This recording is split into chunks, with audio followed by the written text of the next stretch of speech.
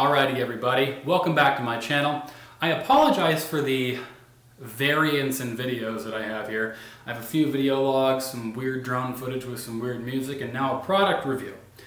But I'm going to be reviewing what I think is the best filter system for bulbous wide-angle lenses. So the 150 to 170 millimeter filter systems, this is going to be the golden ticket. This is what I believe to be the gold standard for filter systems, and I'll explain why.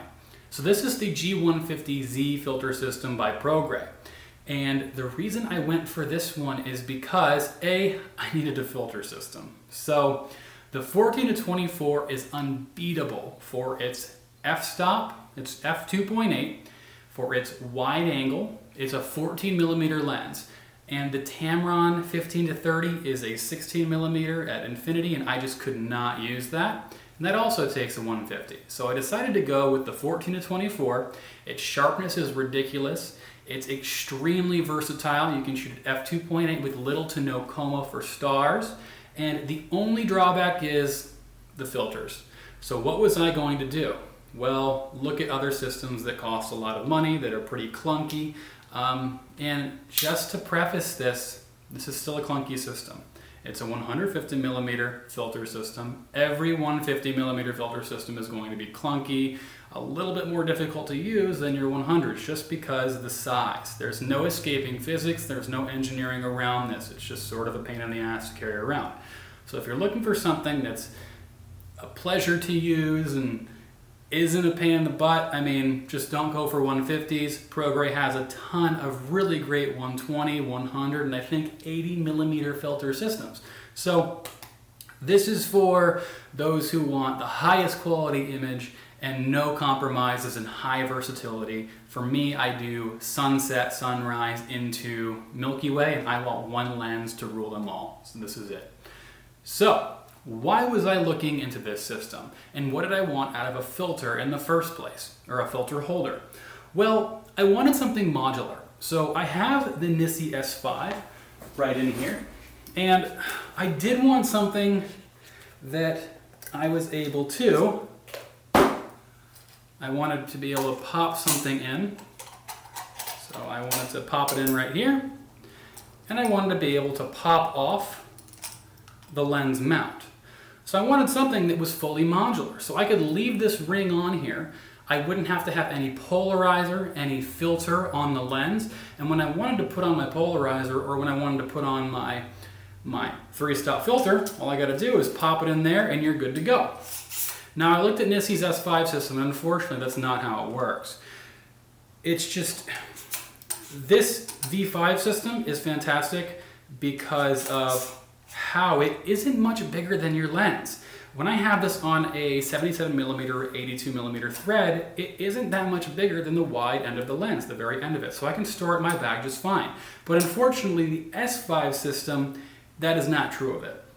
So for the S5 system, you have to put the polarizer, the entire front polarizing element on the front of the lens, and then you have to take the entire thing off, dismantle it if you don't want to filter, dismantle it if you want the entire thing off. So that is why, oh, don't want to scratch the lens. That is why I went with this. So this was the closest filter system I could find in function to that idea. Now, Progrey does have 100 and 120 millimeter filter systems that are actually better than the S5 system. And I just have that because why throw it away? I don't want to create waste. I don't want to sell it at a massive loss, so whatever. So the reason I went with this is because it is fully modular. So check this out. I'm back here, I'm pressing a silver button on the back of this filter. I rotate it around 30 degrees and it pops right off. And that's all I have to do. Now I can store my camera with my lens and the filter holder, the circular tightening attachment or the mount. I can store this in my bag. And I don't have to fiddle around with something. Say I set up and something happens. I want to slow down the clouds. There's a fleeting moment that I do not want to miss. I don't have to take the entire filter system out, tighten this thing on here, rotate it, align it, rotate the polarizer. No, all I have to do is go ahead and line up some arrows right here, rotate on, and we're good to go. The filter is attached. So it's speed. I shoot for fleeting dramatic moments, and the speed this gives me is just unmatched. It just cannot be matched. The other thing too is, after I have this mounted, all I have to do is rotate this pin right here, and I can rotate the filter however I want. So this allows me to do anything I want in the field. If I want to polarize a scene, I can polarize the scene. If I want to completely neutralize or apply an ND filter to a scene, slow down the scene, I can do that. It's fantastic for seascapes, fantastic for waterfalls. It's fantastic for anything that I can do. And the reason that I don't want the integrated polarizer behind this, and I should tighten that down, is because I don't want to polarize everything all the time. And when I do want to polarize, I don't want to have to dismantle the entire filter system, screw on a circular polarizer. And trust me when I say that screwing on a circular polarizer that is 150 millimeters and keeping it clean is a much more difficult task than taking a square one and sliding it in when you need it. So I'm going to go with the option that allows me to keep my filter system in the configuration that I want most of the time. And when I want to modify that configuration, I can go ahead and just put that modification in here, which is a polarizer. So the reason that I don't want the circular polarizer rotating independently of the ND filters is because I just exposure blend. I don't need a circular polarizer, and the only reason I would need a rotating circular polarizer behind the ND filter independently spinning is because they use graduated filters. And in my opinion, graduated filters are something that, if you're shooting film, they are needed, absolutely. But if you're shooting digital and you're exposure blending, they are absolutely not needed, and they can actually damage a picture more than they can help. That's because the gradients that those ND filters create can actually make the tops of trees, the tops of mountains, darker. Sure, you may get more accurate results in camera, but the end result is not going to be as high quality. For that reason, I choose to go for the standard filter system, and if I really need to exposure blend, or if I need to create a gradient or an ND or a graduated ND filter effect, I will just go ahead and I'll put this filter system on here, just as I did before. We'll go ahead and lock that. And all I'll do is I'll take one exposure for expose to the right, which is what you should be doing, exposing to the right. Then I will take one darker for the sky if I'm shooting straight in the sun. I'll exposure blend those, and I'll have a perfect exposure with no lines, no gradients. And this allows me to carry less in the field. I can be ready for the action. It's quicker, it's more robust, more reliable, it's lighter, and it leads to a better end product. So that is why I prefer this filter system over any other. It just hits all of the marks for producing the highest quality result in the field while keeping it light and keeping it robust. So let's go ahead. I'm going to bring you in from my perspective. We're going to look at the details of this filter system and see what it's really all about and what it's made of. So I'm going to take you right over here.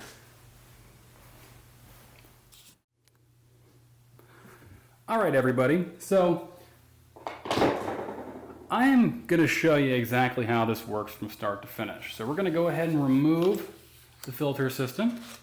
It's that easy.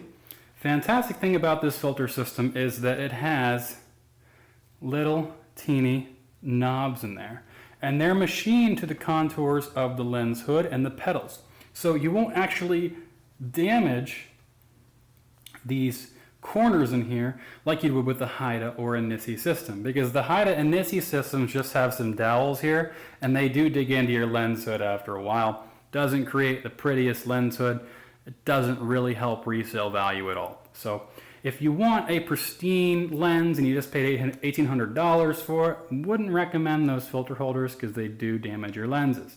This one does not. So all you have to do is take this, make sure that this ring in here isn't going to catch on your petals, and then all it does comes right in there like that. Rotate counterclockwise, and we're tight. It won't come off. It has a little bit of movement on there, but it's just because that ring is It's clamping down on there. I don't want to clamp it way too tight because I have gotten it stuck before. So next thing we're going to do, filter holder. Typically, you're going to have a filter on here, so you don't want to touch through here because you're going to get your greasy fingers all over your filter. So what I'm going to do is I'm going to attach this holder to my mount. So all I have to do is line up my arrows. And what I actually like doing is I like keeping my thumbs on the circumference of the filter mount. That way I can apply some pressure and then I can also rotate. And all that does is locks it right in there. And now all you have to do is rotate the filter holder just like that. And we are locked in, ready to shoot, ready to go. And it is been seamless for me so far. Absolutely no issues with this filter holder. Everything is dampened, so it feels great to use. So if you can hear that, it just, I don't know how they do it. I don't know if there's grease in there. I don't think so. I know they have O-rings that seal everything off, but man, it is just smooth. It is a pleasure to use. All the buttons have great feedback. Everything is mechanical and well machined. You can see this from your perspective. Put this in 4K at full screen. This thing has no machining defects whatsoever. The knurling on the grip is incredible. Knurling right here is great. This button has great feedback. All of the fasteners they use are high quality. These are custom fasteners on the filter holder itself. There is nothing that I can complain about in terms of build quality on this filter holder. So that is how it works. I'm going to go ahead and get a little bit closer, show you guys some of the machining. It's a little bit dirty. I have been using it because I don't like using or reviewing products that I haven't used for a certain period of time. So let's go ahead and check out a little bit closer just so you guys can see the quality of machining on here. Now, just for fun, we have the NISI S5 system right here. It's a nice filter system, it really is. It's well designed, it works well. I've actually been borrowing this from a friend because I don't have a polarizer for my 150 just yet. So I've been using this one. So I've actually got to compare these pretty well because I have a good amount of hours in both.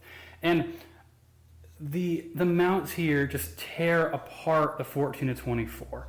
It's just, if you can see this right in here, see the stops in here, they're sharp and they will damage your 14 to 24 after mounting this for a while. Now, this filter system tightens by doing this, and there's nothing I can do to remove this piece. This piece is attached to the polarizer mount. So if I want to store this, it's just, there's no friendly way to do it. It does tighten, so there we are. None of these are really going to tighten perfectly to the 14 to 24 that I found. The locking mount is right here on my left. You guys can't see that, but let's turn it the other way. Let's turn it up this way. There we go. And then tighten it. Now you can see the locking mount. The locking mount's nowhere near as high quality as the Progrey. It's just a little dowel here. I would probably lose that. This piece is already rusting right here. Not sure on the longevity of that. So the thing this has going for it is the circular polarizer rotates independently of the filter holder, which is great if you use grads. If you're going to be using grads and you don't want to move away from grads, this is the system to get. There's no comparison. There's nothing that replaces it. This is the only one. So nothing I can really say there. But unfortunately, the only thing modular about the system is this mount comes off. This is the filter system. This is how you would store it if you don't want to remove the filter system.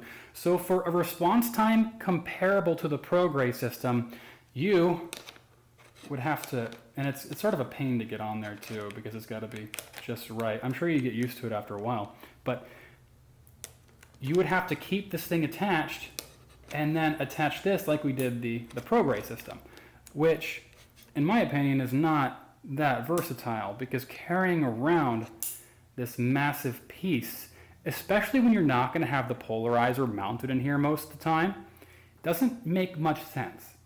And on top of that, the fact that you could just put the square polarizer in here when you want to use it and then rotate the entire filter system because you exposure blend.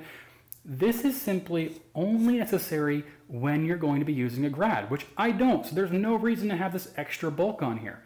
Plus the machining isn't as high quality, the tolerances aren't as tight.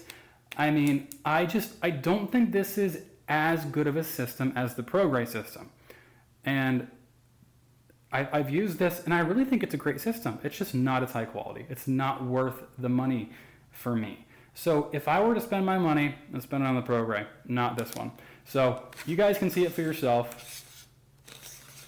I mean, it's good, but it's not great. It works, but there's no dampening here. I mean, this is held in by a pressed dowel, not a fastener. That kind of scares me. When will that pop out? I don't know. When's this gonna get lost? I don't know. The locking and tightening mechanism is pretty good. The knurling is good. Machining is just not as good. So yeah, this is the Progrey S5. You go ahead, compare, make your assessment. Just don't listen to what I'm saying. Look at the way these things are used and tell me which one you think is better. So we're gonna move on to the Progrey and we're gonna look at the little details of it. And then I'm gonna list out all the features and then we should be all set. So we're gonna get closer to that Progrey. Alrighty, so naked 14 to 24. We're gonna go ahead and do this one more time. This is a long, convoluted review, but I want you guys to see how this thing works because not many reviewers get up close and personal. They just sort of, oh, this is great, buy it. And I don't like that, that's stupid. So turning counterclockwise, or clockwise, I'm dyslexia. There we go. Now it's good to go. Tighter than the NISI can get, that's for sure, so it's more secure. So this is how you store it in your bag. Now, notice that knurling and that machining. That is beautiful. I love good machining. So next thing we're gonna do is, see that arrow at the very top? Kind of, it's the top of the frame. I'm gonna go ahead and align those arrows. Smash that down with my thumbs. Rotate counterclockwise. Lock that thing in. And that is all it takes. And there is actually a filter on the holder right now. So I did that without getting any fingerprints. That's how long it took. Simple, simple, simple. Now right here we have our little, and we'll focus on that. It failed.